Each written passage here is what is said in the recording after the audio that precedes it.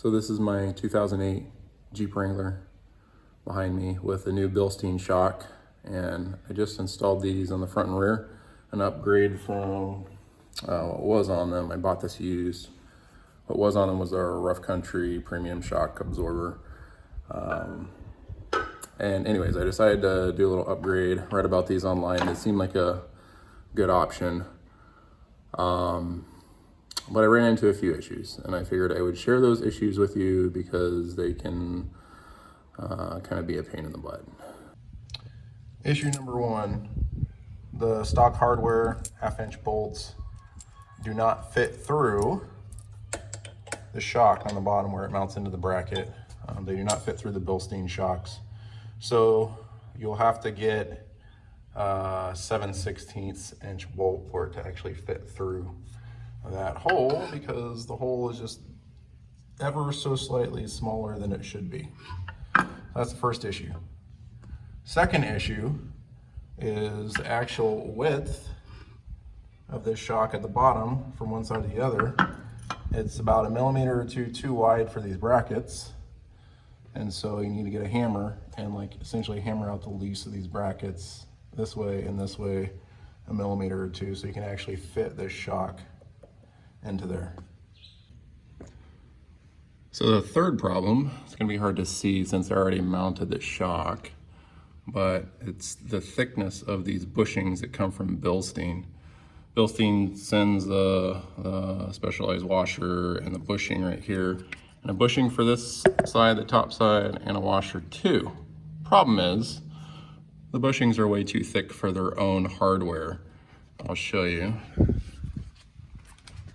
So these are the bushings sent with the shock from Bilstein, and this is the one that was actually on the Jeep already. So you can see this bushing is much thinner.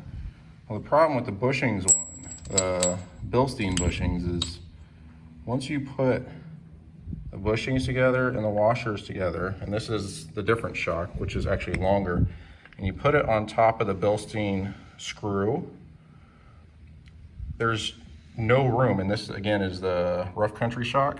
So the Bilstein screw on the top of the shock is actually shorter than this. It's about to where this section is on the screw. So there's no way you can compress these and fit a nut on the end to hold it, which is a significant issue. So you can either sand these down, or do what I did. I used one of the new Bilstein bushings and one of the old bushings.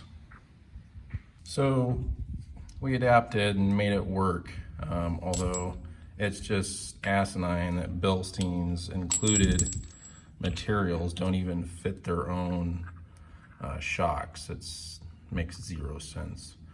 And then the last thing is, like on this shock, again, this is not the Bilstein, this is the Rough Country shock that I took off the old one.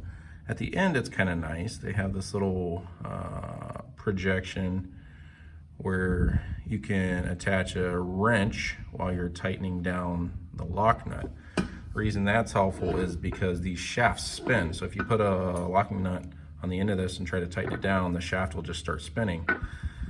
Where the Bilstein shock does not have this. It cuts off right at the threads right about here.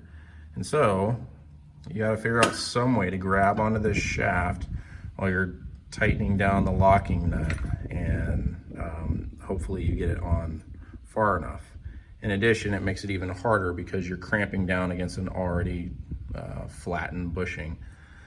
So 4 annoying issues with the Bilstein shocks.